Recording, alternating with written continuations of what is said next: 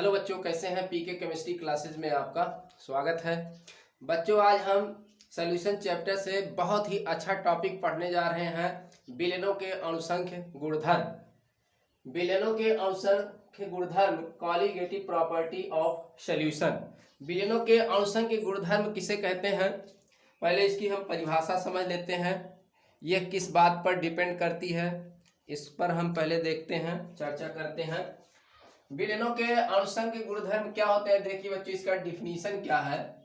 विलेनों के वे भौतिक गुण जो विलयन या कह सकते हैं विलायक के एक निश्चित आयतन में उपस्थित विलेय के कणों की संख्या पर निर्भर करते हैं, परंतु विलेय के रासायनिक प्रकृति या संगठन पर निर्भर नहीं करते हैं, विलयन के अणुसंख्य गुणधर्म कहलाते हैं।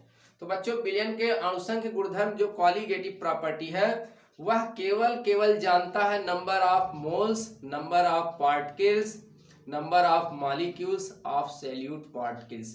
केवल या विलेय के कणों की संख्या, विलेय के मोलों की संख्या या विलेय के अणुओं की संख्या पर ही यह निर्भर करती है, या विलेय की रासायनिक प्रकृति पर या विलेय के संगठन पर यह निर्भर नहीं करती है। तो बच्चों, बस आपको यही ध्यान देना है, विलयन का अणुसंख्य किस पर निर्भर करता है? विलेय के कणों की संख्या पर निर्भर करता है बच्चों। तो क्वालिगेटिव प्रॉपर्टी जो यहाँ है, इसको बच्चों हम डेल्टा से प्रदर्शित करते हैं। क्वालिगेटिव प्रॉपर्टी को किससे हम प्रदर्शित करते हैं? यानी कि सीपी। क्वालिगेटिव प्रॉपर्टी डेल्टा यानी सीपी।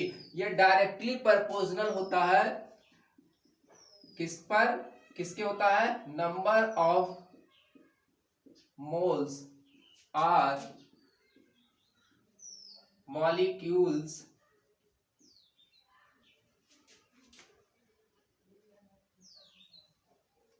Are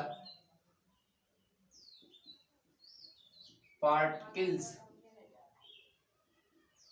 of solute. बच्चों, क्वालिगेटिव प्रॉपर्टी डायरेक्टली प्रोपोर्शनल होता है नंबर ऑफ मोल्स कह लीजिए, या नंबर ऑफ मॉलिक्यूल कह दिए, या number of particles of solute कह सकते हैं। इस बात पर ये डिपेंड करती है। बच्चों, अगर विलयन में या विलायक के एक निश्चित आयतन में विलेय के कणों की संख्या अगर ये बढ़ती है, तो क्वालिगेटिव प्रॉपर्टी भी आपका क्या होगा? बढ़ जाएगा। अगर ये नंबर ऑफ मोल्स आपके क्या है? विलेय के घटते हैं, तो क्वालिटेटिव प्रॉपर्टी भी आपका क्या हो जाएगा? घट जाएगा। तो इसके बढ़ने पर यह भी बढ़ेगा, इसके घटने पर यह भी क्या होगा? घटेगा। तो सीधा सीधा इसी के डायरेक्टली प्रोपोर्शनल होता है। ध्यान रहे, केवल कणों की संख्या, विलेय के कणों की संख्या, विलेय की कणों की संख्या, अब चाहे उसके परमाणुओं की संख्या, चाहे उसके अणुओं की संख्या हो, चाहे उसके आयनों की संख्या हो, चाहे उसके मोल्स हो, इस बात पर ये डिपेंड करती है। ये जितना बढ़ेगा क्वालिगेटिव प्रॉपर्टी, उतना ही आपका क्या होगा? बढ़ेगा। एक चीज और देखते हैं बच्चों, विलयन का जो अणुसंख्य गुणधर्म होता है, वो इनवर्सली प्रोपोर्शनल होता है मॉलिक्यूलर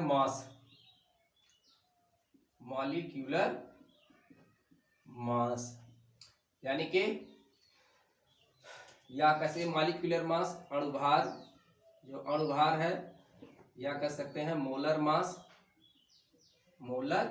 मास भी आप कह सकते हैं। इस बात पर ये डिपेंड करती है। अगर बच्चों क्या है, अगर किसी विलेय पदार्थ का अणुभार बढ़ेगा, तो क्वालिगेटिव प्रॉपर्टी क्या होगी? इसकी घटेगी। अगर ये अणुभार क्या होता है? घटता है, तो क्वालिगेटिव प्रॉपर्टी क्या होती है? बढ़ती है। ठीक है, तो ये सीधा क्या होता है? इसके इनवर्सली प्रोपोर्शनल होता है अणुसंख्य गुणधर्म। यानी कि अणुसंख्य गुणधर्म अगर बढ़ेगा तो अणुभार घट जाएगा, अणुसंख्य गुणधर्म अगर घटेगा तो अणुभार क्या हो जाएगा? बढ़ जाएगा। तो इस बात पर यह डिपेंड करती है। तो बच्चों, आपको समझ में आ गया होगा अणुसंख्य गुणधर्म किसे कहते हैं। विलयन के अणुसंख्य जो गुणधर्म है, इसमें बच्चों विलयन में ये 4 अणुसंख्य गुणधर्म है। इन्हीं चारों के बारे में डिटेल्स पढ़ना है बच्चों। इन्हीं चारों के बारे में अगर आप डिटेल्स पढ़ लेते हैं, तो यूपी बोर्ड में यहीं से ही ज्यादातर क्वेश्चन पूछे जाते हैं। 100% यहाँ से एक न्यूमेरिकल भी इसी के जो है थ्योरी पर, इसी के जो है फार्मूले पर एक न्यूमेरिकल भी पूछा जाता है।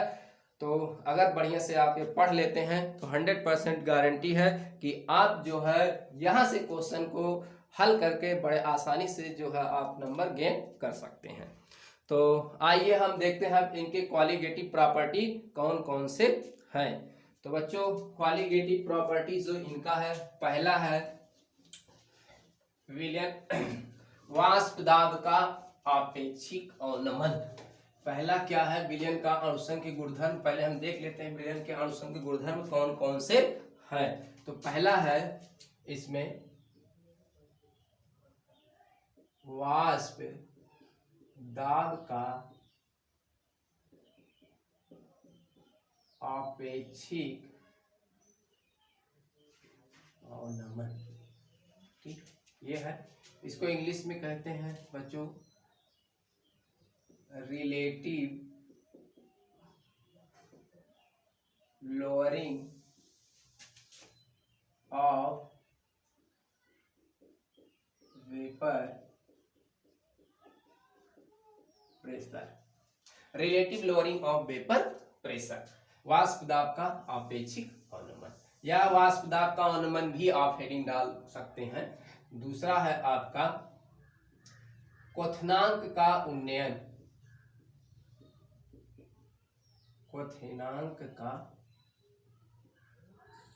उन्नयन मतलब क्या होता है बच्चों, उन्नयन कोण आप पढ़े हैं, यानी कि जो कोण बढ़ता है, उन्नयन माने क्या होता है, बढ़ना होता है, वृद्धि होती है।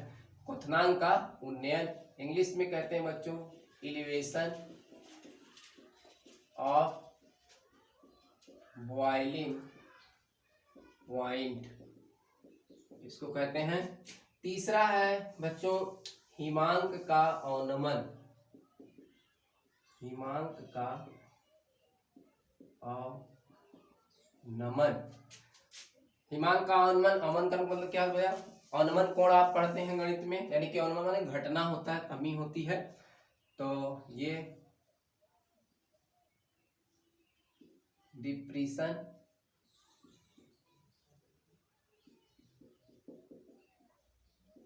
Of freezing point. चौथा है बच्चों परासरण दाब, इंग्लिश में कहते हैं ऑस्मोटिक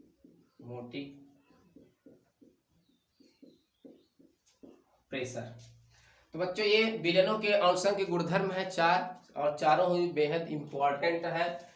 तो विलयन के अणुसंख्य गुणधर्म वाष्प दाब का अपेक्षिक अवनमन, relative lowering of vapour pressure, क्वथनांक का उन्नयन है, एलिवेशन ऑफ बॉइलिंग पॉइंट, हिमांक का अवनमन है, डिप्रेशन ऑफ फ्रीजिंग पॉइंट, परासरण दाब, ऑस्मोटिक प्रेशर।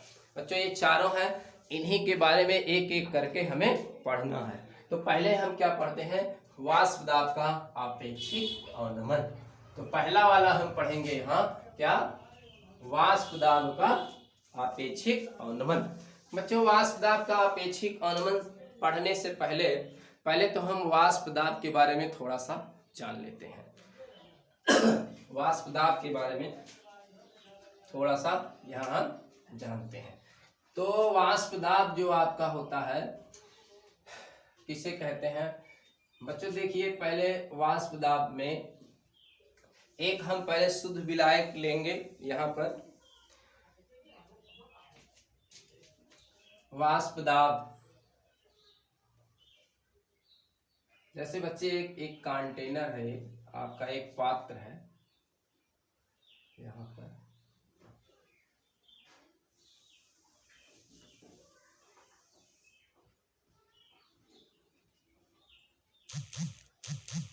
ये एक पात्र है, और इस पात्र में इसको हम बंद करते हैं क्लोज मीडियम में।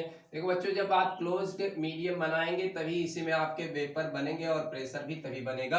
अगर खुला कंटेनर आप रखेंगे तो उसमें वेपर्स तो बनेगी ही, हीट आप करेंगे वेपर्स तो बनेगी, लेकिन वेपर्स क्या होगा, स्केपिंग कर जाएंगे, बाहर निकल जाएंगे, तो वहां पर कोई वेपर प्रेशर नहीं बनेगा।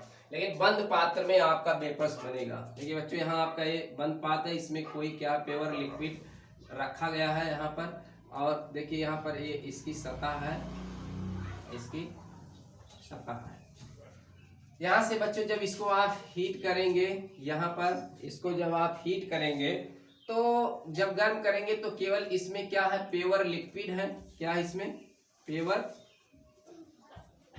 लिक्विड, कोई प्योर लिक्विड इसमें द्रव है। जब इस द्रव को आप हीट करेंगे तो इसमें से केवल इसी प्योर लिक्विड के ही तो वेपर्स क्या होंगे, यहाँ बनेंगे, इसके वेपर्स बनेंगे और इसी की वजह से यहाँ क्या होगी, वेपर प्रेशर होगी। यहाँ पर क्या होगी, वेपर प्रेशर, वेपर प्रेशर होगी। यहाँ पर अगर खुला पात्र होगा तो वेपर प्रेशर नहीं बनेगा, केवल बंद पात्र में ही केवल आपका वेपर प्रेशर यहाँ पर देखा जाएगा। तो यहाँ पर वेपर्स बनेंगे इसके, देखिए यहाँ पर वेपर्स क्या होंगे, बनेंगे। अगर आपका शुद्ध विलायक है इसमें रखा गया है, आप इसको हीट करेंगे तो इसी का वेपर्स बनेगा, इसी का वेपर प्रेशर भी बनेगा, ज्यादा वेपर्स बनेगी। जो शुद्ध आपका विलायक होगा इसका वेपर्स क्या होगी, ज्यादा बनेगी। लेकिन बच्चों अब अगर यहाँ एक दूसरा हम अगर पात्र यहाँ लें, एक दूसरे पात्र लें हम यहाँ पर, और इसमें कोई क्या कर लें, एक विलेय पदार्थ इसमें हम क्या करते हैं, मिला लें। इसमें क्या करें, एक विलेय पदार्थ भी, आवासशील विलेय पदार्थ हम मिलाएंगे। आवासशील पदार्थ इसके पीछे मैंने आपको बताया था। इसमें आवासशील अगर विलेय पदार्थ आप मिला लेंगे तो इस आवासशील विलेय पदार्थ में विलेय भी होंगे और विलायक भी होंगे। तो यहाँ बच्चों इसकी सतह पर आपके विलायक के भी अणु होंगे और क्या होंगे, विलेय के भी अणु होंगे, विलायक के भी होंगे और क्या होंगे, विलेय के भी होंगे। देखिए विलायक, और ये देखिए आपके विलेय, और ये विलायक, और ये विलेय, विलायक, और ये विलेय, विलायक, और ये विलेय। ठीक, यहाँ तो बच्चों यहाँ दोनों के क्या होंगे, दोनों के यहाँ होंगे विलेय भी होंगे और इसमें विलायक भी होंगे। तो बच्चों जब शुद्ध अवस्था में आप कोई द्रव लेते हैं तो उसका वेपर्स जो है ज्यादा बनेगा, उसकी वाष्प दाब क्या होगी, ज्यादा होगी, ज्यादा वेपर्स बनेगा। लेकिन बच्चों जब इसमें आप क्या करते हैं कि ऐड कर देते हैं कोई विलेय पदार्थ, क्या, कौन सा विलेय पदार्थ, अवाष्पशील, अवाष्पशील, जिसकी वाष्प ना बनती, अवाष्पशील विलेय पदार्थ, कोई आवासशील विलेय पदार्थ जैसे चीनी है, यूरिया है, नमक है ना, अगर ये ग्लूकोज है, सुक्रोज है, अगर ये सब इसमें आप मिला देते हैं, आवासशील विलेय पदार्थ इसमें आप ऐड कर देते हैं तो इसमें क्या होंगे, विलेय के भी पदार्थ आ जाएंगे। तो इसकी सतह पर, अभी देखिए बच्चों इसकी सतह पर, सरफेस पर क्या है, इसकी सरफेस पर, इसकी सतह पर क्या है, केवल विलायक के ही अणु है, विलायक के ही अणु है इसकी सतह पर। लेकिन बच्चों यहाँ पर क्या हो गया, ये देखिए विलेय का अणु हो गया, विलेय का अणु इसकी सतह पर, और ये क्या है, विलायक, विलायक का अणु, दोनों के अणु इस पर है।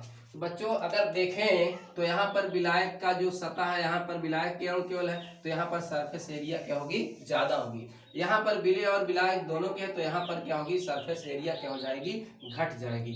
तो बच्चों वेपर प्रेशर जो होता है वो सतही क्षेत्रफल पर भी डिपेंड करता है, सतही क्षेत्रफल पर भी डिपेंड करता है। तो अगर सतही क्षेत्रफल जो होगा, सतही क्षेत्रफल के डायरेक्टली प्रोपोर्शनल होता है वाष्प दाब। वाष्प दाब जो होता है सतही क्षेत्रफल के क्या होता है, वाष्प दाब जो होगा सतही क्षेत्रफल पर भी डिपेंड करता है। अगर देखिए सतही क्षेत्रफल आपका ज्यादा होगा, जैसे यहाँ सतही क्षेत्रफल ज्यादा है, केवल विलायक के अणु है तो यहाँ वेपर्स ज्यादा बनेगी, वेपर्स ज्यादा बनेगी तो वाष्प दाब भी क्या होगा, इस वाष्प के अणु के द्वारा इसकी सतह पर डाले गए दाब भी जो होगा, वाष्प दाब भी क्या होगा, ज्यादा होगा। और यहाँ पर इसकी सतह पर विलेय और विलायक के अणु दोनों हैं तो यहाँ पर सतही क्षेत्रफल घट जाएगा, तो यहाँ वेपर प्रेशर भी क्या होगा, आपका वेपर्स भी घट जाएगा और वेपर प्रेशर भी क्या हो जाएगा, यहाँ घट जाएगा। तो यहाँ पर वेपर प्रेशर कम हो जाएगा, तो वेपर प्रेशर यहाँ पर क्या होगा, कम होगा, और यहाँ क्या होगा, वेपर प्रेशर क्या होगा आपका, अधिक होगा। क्यों अधिक होगा, क्योंकि यहाँ शुद्ध विलायक है, इसकी वाष्प ज्यादा बनेगी, इसकी वाष्प ज्यादा बनेगी तो वेपर प्रेशर भी क्या होगा, ज्यादा होगा। अब इसमें बच्चों विलेय और विलायक दोनों है, तो इसकी सतह क्या हो जाती है, दोनों के अणु आ जाते हैं, दोनों के जब अणु आ जाते हैं तो इसका सतही क्षेत्रफल घट जाता है, तो यहाँ पर वाष्प दाब क्या होगा, वाष्प भी कम बनेगी, और वाष्प दाब भी, इसकी सतह पर जो वाष्प दाब होगा वह भी क्या होगा, कम होगा यहाँ पर। तो सतही क्षेत्रफल पर भी डिपेंड करता है वाष्प दाब, यानी कि अगर सतही क्षेत्रफल अधिक है तो वाष्प दाब क्या होगा, वेपर्स अधिक बनेगी, वाष्प दाब अधिक होगा। सतही क्षेत्रफल कम है, वाष्प कम बनेगी और वाष्प दाब भी क्या होगा, कम होगा।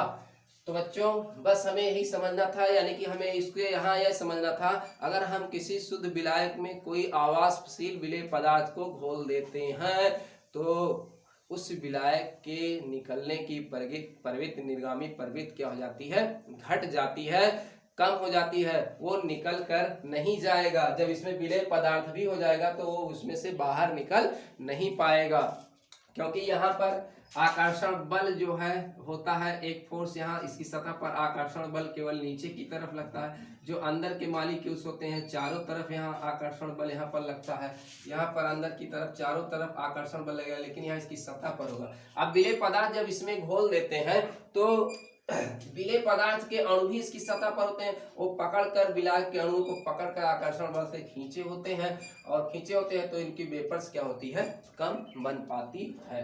तो ये आपको बात समझ में आ गई होगी। अब हमें ये केवल समझना है, जब हम किसी शुद्ध विलायक में कोई विलेय पदार्थ घोल देते हैं तो उस विलायक का वाष्प दाब घट जाता है, उस विलायक का वाष्प दाब क्या होता है, या उस विलेय का वाष्प दाब क्या होता है, घट जाता है। इसी को हम कहते हैं वाष्प दाब का अवनमन कहते हैं। इसी को क्या कहते हैं, वाष्प दाब का अवनमन, क्योंकि वाष्प दाब में क्या हुई, कमी हुई यहाँ पर। बच्चों ये हो गया। तो अब हम देखते हैं वाष्प दाब का अवनमन किसे कहते हैं। अब आपको समझ में आएगा वाष्प दाब का अवनमन किसे कहते हैं।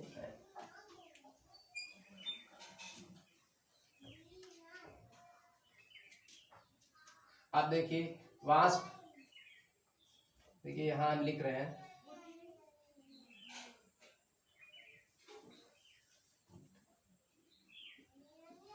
शुद्ध विलायक के वाष्प दाब P0, शुद्ध विलायक के वाष्प दाब P0 तथा विलयन में विलायक के वाष्प दाब Ps। शुद्ध विलायक के वाष्प दाब क्या है, P0। विलयन में विलायक के वाष्प दाब क्या है, या कह सकते हैं विलयन में विलायक के, या कह सकते हैं विलयन के वाष्प दाब क्या है, Ps। विलयन में विलायक के वाष्प दाब Ps कह सकते हैं, या विलयन के वाष्प दाब Ps के अंतर का मतलब P0 माइनस Ps के अंतर को विलायक के वाष्प दाब का अवनमन कहते हैं। तो बच्चों यानी कि क्या हुआ, P0 माइनस Ps को हम क्या कहते हैं, विलायक के वाष्प दाब का अवनमन। तो विलायक के वाष्प दाब का अवनमन क्या है, P0 माइनस Ps। तो किसी शुद्ध विलायक के वाष्प दाब, यानी शुद्ध विलायक के वाष्प दाब P0 तथा विलयन में विलायक के वाष्प दाब Ps, या विलयन के वाष्प दाब Ps के अंतर को हम कहते हैं, यानी P0 माइनस Ps को कहते हैं विलायक के वाष्प दाब का अवनमन कहते हैं। यानी कि P0 माइनस Ps को हम क्या कहते हैं, विलायक के वाष्प दाब का अवनमन कहते हैं। अब बच्चों यहाँ देखिए, विलायक के वाष्प दाब का नमन क्या है, P not minus P S, तथा शुद्ध विलायक के वाष्प दाब के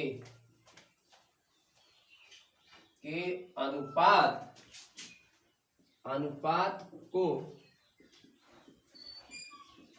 विलायक के वाष्प दाब का आपेक्षिक अवनमन कहलाता है।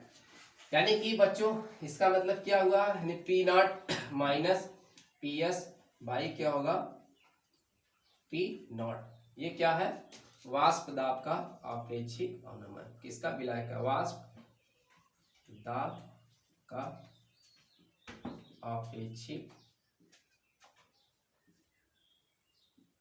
अवनमन। ठीक है, तो वाष्प दाब का, विलायक के वाष्प दाब का अवनमन किसे कहते हैं, P not minus P S को कहते हैं, और विलायक के वाष्प दाब विलायक के वाष्प दाब का आपेक्षिक अवनमन कहते हैं किसे, विलायक के वाष्प दाब का आपेक्षिक अवनमन किसे कहते हैं, जो आपके विलायक के वाष्प दाब का अवनमन है, अगर उसको शुद्ध विलायक के वाष्प दाब से इसको क्या कर दिया जाए, अनुपात कर दिया जाए, तो इसी को हम कहते हैं विलायक के वाष्प दाब का आपेक्षिक अवनमन कहते हैं। तो ये बच्चों आप नोट कर लीजिएगा। ठीक है, वाष्प दाब, विलायक के वाष्प दाब का अवनमन क्या है, पी नॉट, शुद्ध विलायक के वाष्प दाब में से विलयन के वाष्प दाब को क्या कर देंगे, घटा देंगे, जो अंतर आएगा वही क्या कहलाएगा, वाष्प दाब का अवनमन कहलाएगा। क्योंकि जानते हुए शुद्ध विलायक का वाष्प दाब ज्यादा होगा और विलयन में विलायक का जो वाष्प दाब होगा या विलयन का जो वाष्प दाब होगा कम होगा, इसलिए इसमें से आप घटा देंगे इसको, तो ये वाष्प दाब का अवनमन है। और इसी वाष्प दाब के अवनमन को अगर क्या करें, शुद्ध विलायक से क्या करते हैं, अनुपात कर देते हैं, तो क्या आ जाता है, वाष्प दाब का आपेक्षिक अवनमन, इसको हम कहते हैं। बच्चों अब यही वाष्प दाब का जो आपेक्षिक अवनमन है, इसी पर आपका, हाँ बच्चों घोलेंगे क्या, आप ध्यान रखिएगा, इसमें विलेय पदार्थ घोलेंगे क्या, आवासशील विलेय पदार्थ घोलेंगे। आवासशील विलेय पदार्थ जैसे यूरिया है, ग्लूकोज है, सुक्रोज है, नमक है, ये सब आपके क्या है, आवासशील पदार्थ है, इसी को आप घोलेंगे। याद रहे, आवासशील पदार्थ ही, नॉन वोलेटाइल सब्सटेंस ही आपको इसमें घोलना है।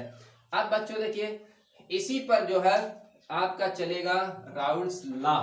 अब राउल्स लॉ क्या कहता है, राउल्स लॉ क्या है, देखिए राउल्स लॉ क्या है, अगर इसी को हम क्या कर देंगे, वाष्प दाब का आपेक्षिक अवनमन जो है, अगर हम मोल अंश के इसको बराबर कर देंगे, तो इसी को हम कहते हैं राउल्स लॉ। तो राउल्स लॉ यहाँ देख लेते हैं, इसमें राउल्स लॉ, राउल्स लॉ बच्चों, एक राउल्स लॉ हमने द्रव विलायक का जब हमने विलयन बनाया था तब वहां पढ़ा था। यहाँ हमें क्या पढ़ना है, राउल्स लॉ पढ़ना है। जब आपके शुद्ध विलायक में कोई